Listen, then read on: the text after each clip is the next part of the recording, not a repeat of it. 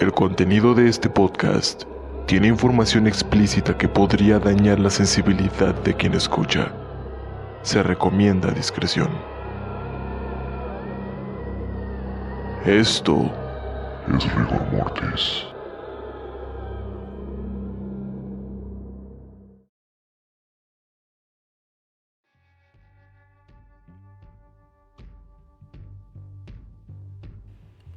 ¿Qué onda, gente? ¿Cómo están? Espero que estén muy bien. Yo, por otro lado, no estoy tan bien. He estado algo enfermo y por eso el episodio se atrasó. Pero bueno, más vale tarde que nunca. Oigan, por otro lado, quería comentarles, ¿ya vieron La Sociedad de la Nieve en Netflix? Si no la han visto, se las recomiendo muchísimo. Es una película genial. Es prácticamente otra versión de la historia del accidente de los Andes, del equipo uruguayo de rugby. Ya había una, pero es una película ya vieja para ese entonces. Esta es prácticamente nueva y narra de una forma, siento yo, más crudo cómo pasó todo. Igual les comento, si quieren saber más de ese tema, tengo episodio acerca de ese caso. El episodio se llama La Tragedia de los Andes y es un episodio doble con Andy Robles. Si quieren escucharlo, vayan directamente a buscarlo. Yo sé que les va a gustar. Se desató ahí una polémica medio pendeja acerca de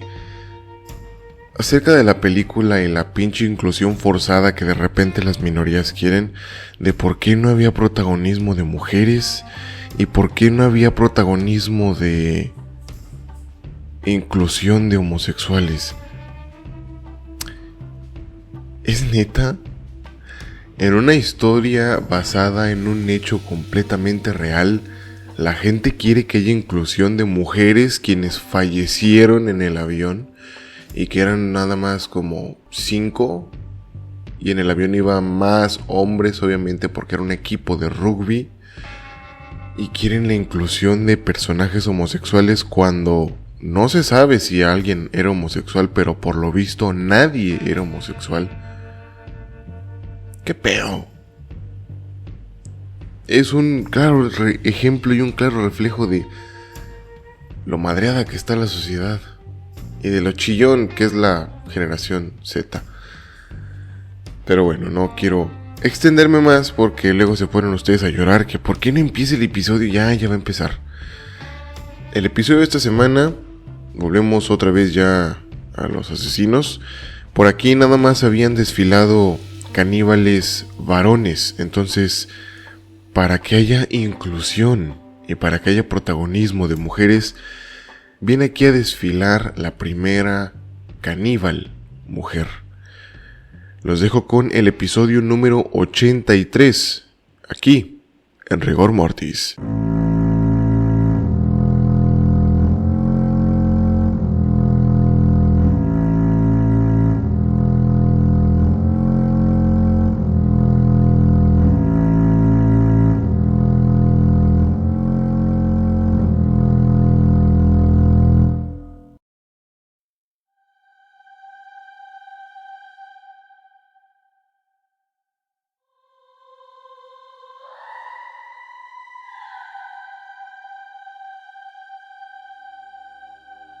El campo de la salud mental es curioso.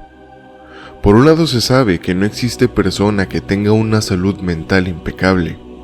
Todos padecemos de parafilias, perversiones o incluso alguna enfermedad mental que aún no se ha salido de control.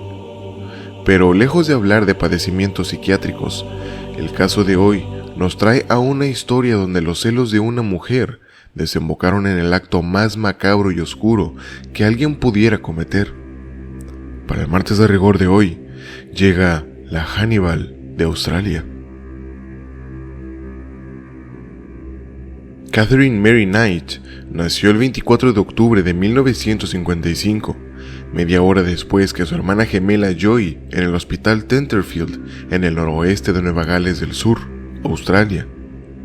Su madre, Barbara Rogan, ya tenía 4 hijos, Patrick, Martin, Neville y Barry, de su matrimonio con Jack Rogan, pero también tenía otro hijo, Charlie, con el padre de Catherine, Ken Knight, fruto de una relación extramarital, pues Ken era amigo de Jack, quien al poco tiempo tuvo otro hijo con la mujer, llamado Shane, en 1961.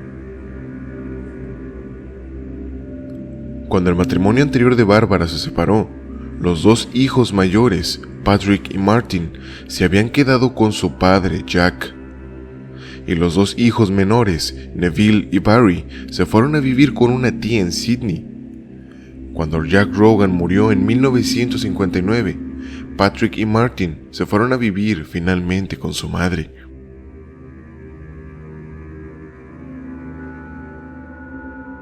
Ken Knight trabajaba en un matadero de animales para surtir a las carnicerías de varios estados del país, además que viajaba con su familia por Queensland y Nueva Gales del Sur, ejerciendo su oficio en turnos de 12 horas en Wangara, Gunnedah, Tenterfield y Moore, así como donde quiera que encontrara trabajo.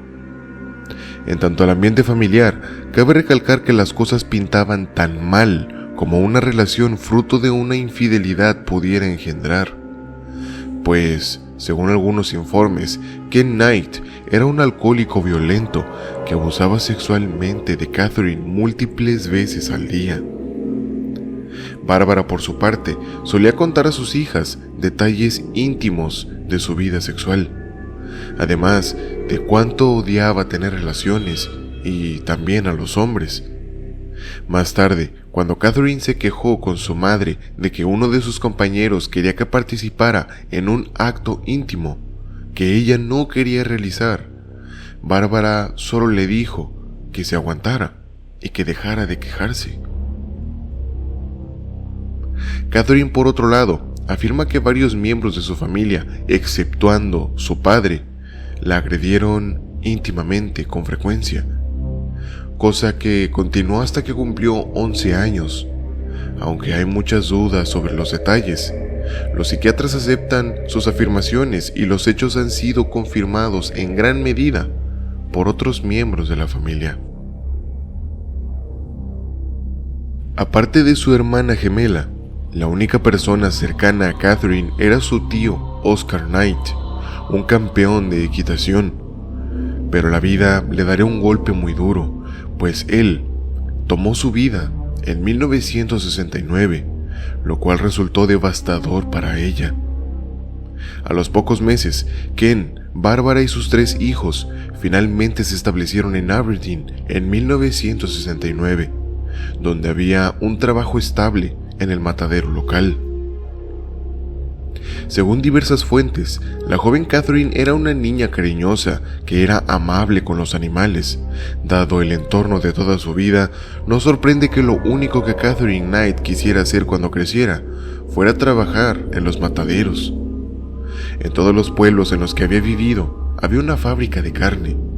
Para ella, el olor penetrante de los restos de la matanza del día debió haberle resultado algo bastante común. Cuando asistió a la escuela secundaria de Musselbrook, Catherine se volvió solitaria y sus compañeros de clase la recuerdan como una acosadora que abusaba de los niños más pequeños. Ella agredió al menos a un niño en la escuela con un arma y una vez fue herida por un maestro, quien posteriormente se descubrió que había actuado en defensa propia. Pero cuando no estaba furiosa, Knight era un estudiante modelo y, a menudo, ganaba premios por su buen comportamiento. Al salir de la escuela a los 15 años, sin haber aprendido a leer ni a escribir, consiguió empleo como cortadora en una fábrica de ropa. Pero ese trabajo no duraría mucho, pues por el ambiente violento en su casa y los constantes abusos que sufría, ella estaba en búsqueda de una práctica que involucrara violencia, o por lo menos cortar algo que sangrara. A los 16 años se unió a su padre, a su hermana gemela Joy y a su hermano Charlie en el matadero, deshuesando animales en Aberdeen. En ese ambiente donde predominaban los hombres, Catherine se volvió tan dura como los mejores carniceros. Tenía fama de no dar un paso atrás y con el cuchillo en la mano Desafiaba a cualquiera que la llegara a ofender. La posesión más valiosa de Catherine era su juego de afilados cuchillos para deshuesar, que guardaba en un lugar de honor encima de su cama, para poder echarles un último vistazo por la noche antes de quedarse dormida. En 1973, Catherine se enamoró de un camionero de 22 años, David Kellett, y tan pronto como cumplió los 18, se mudó con él. En 1974, se casaron. Más tarde, Kellett también se añadió al trabajo en el matadero con Catherine y estuvo a cargo de matar a los cerdos. De vez en cuando, ella lo visitaba en su área de trabajo y lo observaba, sacrificando a los animales con una pistola de aire. Pero toda esa violencia que Catherine vivió en su núcleo familiar dejaría rastros, pues poco después del nacimiento de su primera hija, Melissa Ann, en mayo de 1976, Kellett, incapaz de lidiar con la actitud tan posesiva y el comportamiento violento y malhumorado de su esposa, se fue con otra mujer. Profundamente deprimida y con el sentimiento de venganza por la partida de su esposo, además sin alguien con quien descargar sus quejas, Catherine Kellett tomó una decisión propia de una psicópata. Un día, poco después de que David se fuera, caminó a las vías del tren local y dejó a Melissa de 2 meses en medio de las vías para que la atropellara el próximo tren que pasara.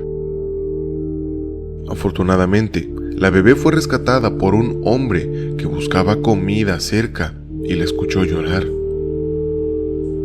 Más tarde, ese mismo día, Catherine tomó un hacha de un patio trasero cercano y, balanceándola salvajemente sobre su cabeza, amenazó al azar con quitarle la vida a varias personas, incluido un anciano que pasaba por ahí. La policía la detuvo y la llevó al hospital St. Elmo en Tamworth, donde le diagnosticaron depresión posparto y a las pocas semanas la dejaron libre. Pero esa violencia que cargaba ya se había hecho algo imposible de ocultar. Unos días después, Catherine cortó la cara de una conocida con un cuchillo de carnicero. Esto mientras le exigía que la llevara con David Kellett en su automóvil. Sangrando abundantemente, la mujer escapó cuando se detuvo en una estación de gasolina. Cuando la policía respondió a la llamada desesperada del dueño de la gasolinera, llegaron y encontraron a Catherine sosteniendo a un niño pequeño por la parte delantera de su camisa y agitando un cuchillo en el aire. Los oficiales lograron arrancarle al niño, aterrorizado, atacando a Catherine con un par de escobas que tenían a la mano, y la atraparon cuando soltó el cuchillo y dejó ir al muchacho.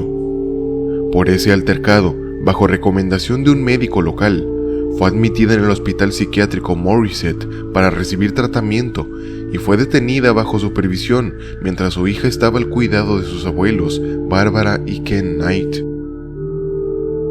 La policía notificó a David Kellett, que trabajaba como camionero en Queensland, que su esposa estaba internada en un hospital psiquiátrico bajo los efectos de fuertes sedantes en la institución mental más notoria de Nueva Gales del Sur.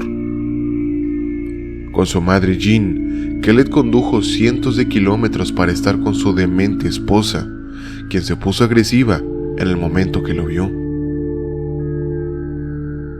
El 9 de agosto de 1976, Catherine fue entregada al cuidado de su suegra con la condición de que Jean se encargara de darle su medicación. Recogieron a la pequeña Melissa en el camino y, en un par de semanas, Catherine y David volvieron a vivir juntos en un bungalow alquilado en Woodridge, donde David conducía camiones de carga y Catherine trabajaba deshuesando animales en la fábrica de carne Dinmore en Ipswich.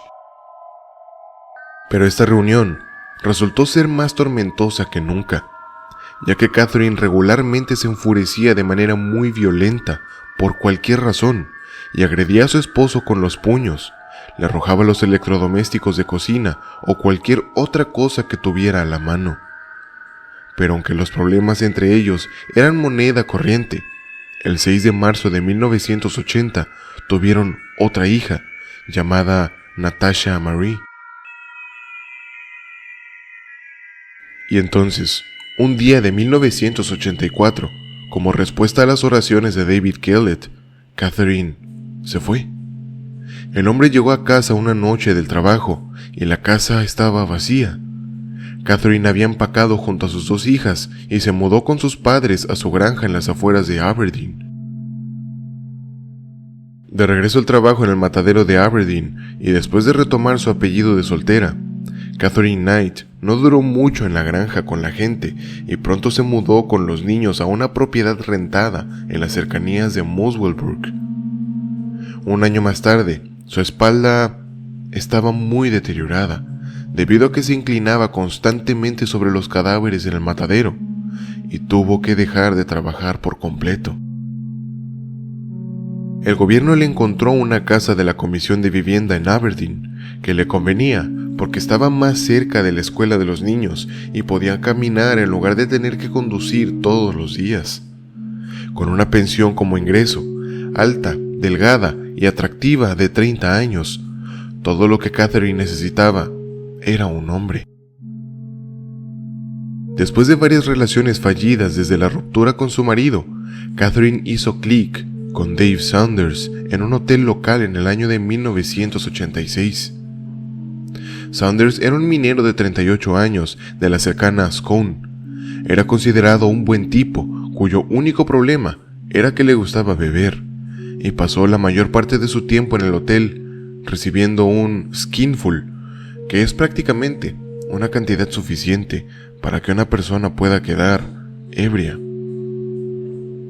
A pesar de todas sus deficiencias clandestinas, como atacar a las personas con cuchillos, puños y electrodomésticos de cocina, Catherine tenía un exterior alegre y encantador, y el apuesto Saunders estaba profundamente enamorado de ella. El hecho de que tuviera un apetito sexual voraz tal vez fue la cereza en el pastel. Las cosas transcurrieron con amor durante unos meses. Dave Saunders mantuvo su apartamento en Scone y se mudó con Catherine y sus dos hijas. Pero el monstruo interno de Catherine no tardó en aparecer, y constantemente acusaba a Saunders de tener aventuras con otras mujeres. A partir de entonces, estuvieron siempre peleando. Catherine echaba a su hombre de su casa, pero tan pronto como él regresaba a Scone, ella llamaba a la puerta pidiéndole perdón y rogándole que regresara, lo que al final él siempre hacía. No pasó mucho tiempo antes de que las peleas se volvieran violentas con Catherine, que era más alta que Dave, atacándolo con los puños y a patadas. En mayo de 1987, ella le hizo saber lo que le sucedería a él si alguna vez jugaba con otra mujer, pues tomó un cuchillo y le quitó la vida a su cachorro de 2 meses, antes de atacarlo a él también con una sartén. Pero el continuo comportamiento extraño de Catherine incluyó un intento de tomar su propia vida. Ante eso, el amor de Dave resultó ser inquebrantable, y en junio del año siguiente, Catherine dio a luz a su tercera hija, una niña a la que llamaron Sarah. Con la llegada del nuevo bebé, la calma se apoderó de la pequeña familia por un tiempo, tanto que Dave hizo un depósito en una pequeña casa en Aberdeen.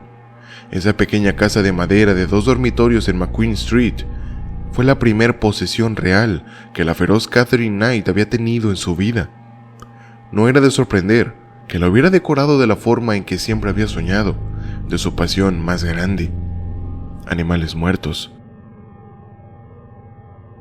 Rápidamente las paredes estaban cubiertas con pieles de vaca, cuernos de buey y búfalo, abrigos de piel antiguos, cráneos de vaca, oveja y astas de ciervo. Exhibió de manera prominente un pavo real disecado y un ciervo bebé. Entre las otras baratijas que adornaban las paredes y que colgaban de las vigas, había un enorme tenedor y una cuchara de madera, trampas para animales oxidadas, abrigos de cuero y chaquetas de motociclista, un rastrillo y una horca oxidados, una fusta y una silla de montar. Cada espacio disponible estaba lleno de periódicos viejos, ropa y libros, además de su extensa colección de videos que trataban principalmente sobre horror. Era un museo de las fantasías de Catherine Knight, un verdadero museo de los horrores. Pero a pesar de lo maravilloso que fue ese paraíso con el nuevo bebé y la nueva casa llena de los tesoros de Catherine, como era de esperar, esto no duró mucho. En el nuevo episodio de Intercambios, Catherine golpeó a Dave en la cabeza con una plancha y supuestamente lo había apuñalado con unas tijeras. Cuando regresó al nido de amor después de una semana en Scone, después de una horrible pelea, lo invitaron a entrar solo para descubrir que ella había cortado toda su ropa en pedazos y la había llevado al basurero.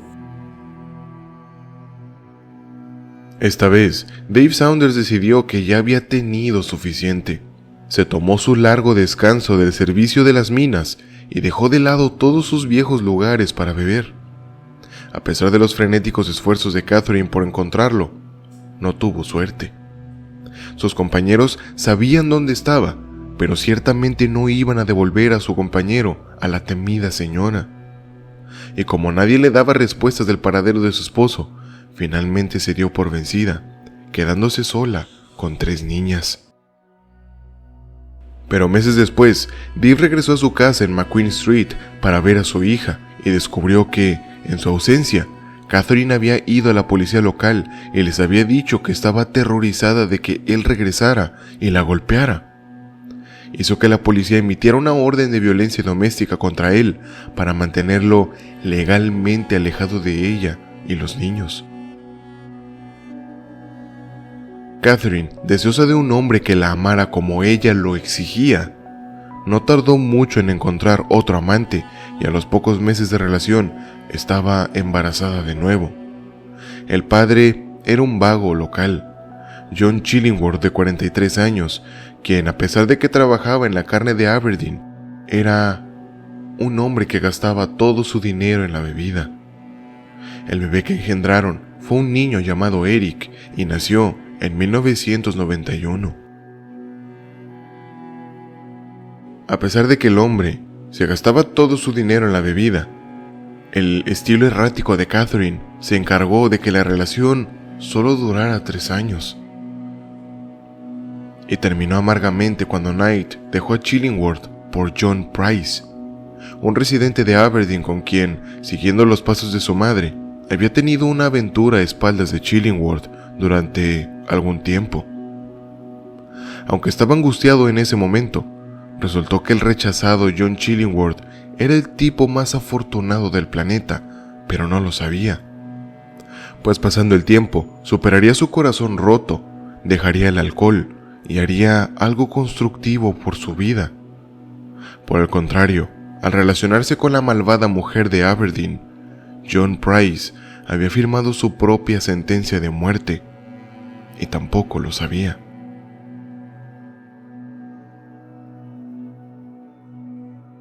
Según algunos informes, John Price era un tipo excelente que daría su brazo izquierdo si alguien lo necesitaba, y todos los que lo conocían lo querían.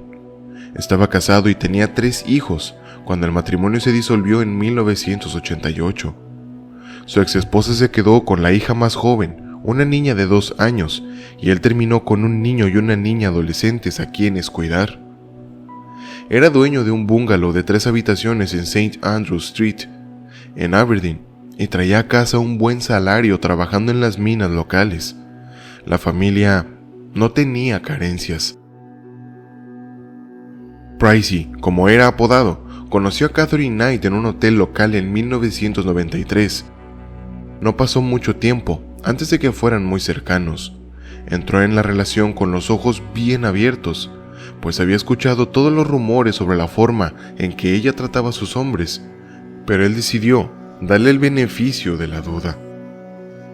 La relación comenzó igual que todas las relaciones anteriores de Catherine.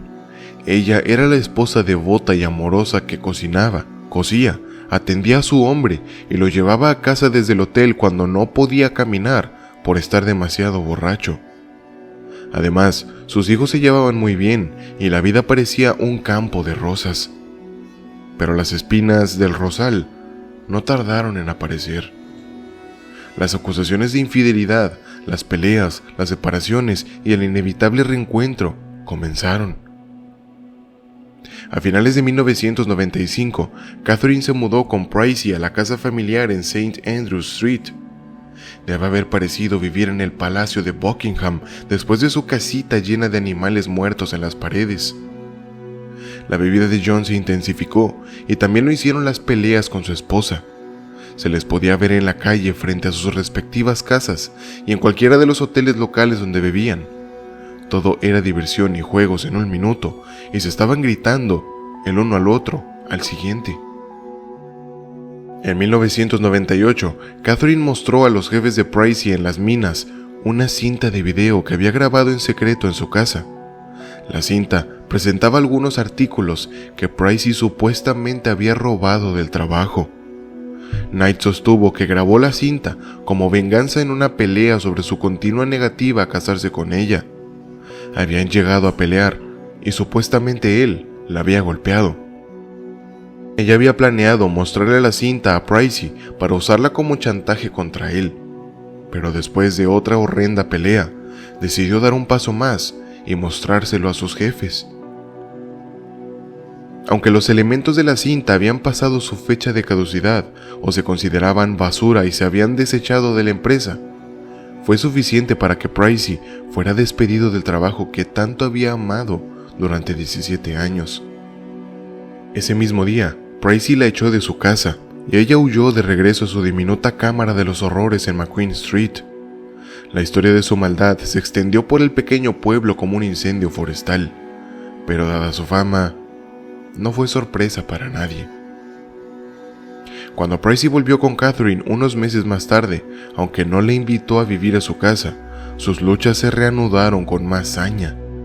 Se emborrachaban y discutían sobre ella, haciendo que lo despidieran de la mina. Estaba claro para cualquier persona que, si bien no podían vivir ni juntos ni separados, algo terrible iba a ocurrir pronto, y solo era cuestión de tiempo. No pasó mucho antes de que Catherine volviera a dar rienda suelta a sus demonios en la casa de Pricey. Las discusiones se intensificaron en violencia y después de una serie de agresiones que incluyeron que Catherine lo apuñalara en el pecho con un cuchillo durante una discusión en la cocina. El martes 29 de febrero del año 2000, John Price fue al Tribunal de Magistrados de Scone y sacó una orden de violencia doméstica en contra de Catherine Knight, para mantenerla alejada de su casa y, con suerte, fuera de su vida de una vez por todas. Pero eso no detuvo a su enferma amante. La misma noche en que sacó la orden de alejamiento, John Price estaba en la cama a las 11 después de visitar a sus vecinos, cuando un vehículo se detuvo en su camino de entrada y Catherine entró a la casa, miró televisión durante unos minutos y se duchó antes de unirse a Pricey en la cama. Esa noche tuvieron relaciones. Después de ese día, John Price desapareció, sin dejar ningún rastro. Nadie lo volvió a ver y la gente que lo conocía comenzó a pensar lo peor. Su desaparición fue reportada por algunos vecinos, y los agentes de policía hicieron el siguiente informe después de llegar a la casa el día siguiente. Alrededor de las 6 a.m. del miércoles 1 de marzo, un vecino notó que el camión de trabajo de John todavía estaba en su casa. Esto parecía inusual, ya que el hombre normalmente se iba a trabajar todos los días antes de esa hora. Este vecino se preocupó, al igual que el patrón de Pricey, quien en ese momento estaba investigando por qué el hombre no había asistido al trabajo. El vecino y otro amigo intentaron despertar a John, golpeando la ventana de su dormitorio. Luego, el vecino y el amigo fueron a la puerta principal, donde vieron una pequeña cantidad de sangre en la parte exterior de la madera. La policía fue contactada y asistió alrededor de las 8 a.m. La policía en el lugar forzó la entrada de la casa por la puerta trasera. Al entrar, encontraron una escena dantesca que, si quieres conocer los detalles, te recomiendo que vayas a Patreon y escuches el episodio allá, Pues ahí he puesto el informe completo de un detective que da con detalle todo lo que encontró en la vivienda. Si te gusta algo así de explícito, te recomiendo que vayas a escucharlo. En la casa se encontraron los restos de John Price, y una nueva búsqueda en la casa por parte de la policía dio como resultado que encontraron a Catherine Knight, quien roncaba ruidosamente en una cama matrimonial. La policía la sacó de la casa inmediatamente y luego la llevó al hospital en una ambulancia. Era evidente que Catherine Knight le había quitado la vida a John Price, y además de eso, había manipulado el cuerpo como si hubiera estado en un matadero de animales. La cabeza de John Price había sido cocinada y la había servido junto con 2 porciones de sus nalgas, pues los trozos de carne en el patio trasero también resultaron ser parte de las nalgas de la víctima, y en los platos servidos las porciones eran para ella y los 2 hijos de Price, para cenar cuando regresaran a la casa en algún momento. Dado a que el hijo y la hija de Price, Beck y John, no estaban en la casa cuando ocurrió todo esto, parecía poco probable que regresaran para comer a una hora acordada. A pesar de un intenso interrogatorio, Catherine Knight negó recordar lo que sucedió esa noche después de que llegó a su casa y tuvo relaciones con su amante. Y después de haberse recuperado de un presunto intento de tomar su vida de nuevo, una semana después, el 6 de marzo del año 2000, Catherine Knight fue acusada de tomar la vida de John Price en el ala psiquiátrica del Maitland District Hospital. En un extraño giro, se descubrió que después de que supuestamente le quitó la vida a su amante, Catherine había ido a Aberdeen y retiró $1,000 de la cuenta bancaria de John Price desde un cajero automático. En su juicio en octubre de 2001, Catherine Knight le ahorró a la angustiada familia de John Price la terrible experiencia de tener que escuchar todas las pruebas al declararse a sí misma culpable. Según los psiquiatras, ella estaba perfectamente en sus facultades mentales cuando cometió los crímenes. El 8 de noviembre, el juez Barry O'Keefe condenó a Catherine Mary Knight a cadena perpetua sin posibilidad de libertad condicional. El juez dijo que en sus documentos debían marcarse como nunca se publicarán. Desde entonces, se ha apelado a la severidad de la sentencia, sin éxito alguno. Está abierto el debate sobre si Catherine Knight se comió o no partes de su amante después de que le cocinó la cabeza y le cortó las nalgas. Era difícil decir si se contabilizaron todas las piezas de John Price. Hasta el día de hoy, se sostiene que todo lo que recuerda esa noche es que tuvieron buenas relaciones y ambos llegaron al clímax. Luego recuerda que Price se levantó de la cama para ir a orinar y lo vio volver al dormitorio. Desde eso, ella declaró que se quedó dormida y eso había sido todo. Por su parte, la gente que ha sabido del tema concuerda en que Catherine sí comió partes del cuerpo de su pareja y en cambio, ella se empeña en no declararlo o su mente bloquea el recuerdo de tan traumáticos momentos. Catherine Knight trabaja como limpiadora en la oficina del gobernador del Centro Correccional de Mujeres de Molagua y al día de haber subido este episodio aún se encuentra en prisión cumpliendo su condena. En octubre de este año cumplirá 69. Queda muy claro que las prácticas enfermas y violentas lo único que traen como resultado es eso mismo, enfermedad y violencia. Catherine tenía una gran forma de chantajear a todos los hombres que fueron sus parejas. Las relaciones sexuales son una necesidad, una que puede convertirse en un vicio, una que puede llevarse a cabo de forma desenfrenada, y eso era lo que ella explotaba. Ahora pónganse a pensar. ¿Cuántos de ustedes, hombres, conocen a un amigo o familiar, o incluso ustedes están en una relación así? El clásico, es muy celosa, pero coge muy rico. Es mejor poner todo en una balanza y ver si vale la pena sacrificar la tranquilidad por unas cuantas horas de relaciones sexuales. Y lo mismo para las mujeres. El hecho de que tu pareja te haga sentir una mujer en la intimidad no es suficiente para que tengas que sufrir de abusos o malos tratos. El amor es apreciación, no posesión. Y una vez más nos queda claro que una traumática crianza puede llevar a que una persona cometa este tipo de actos. Espero que el episodio haya sido de tu agrado.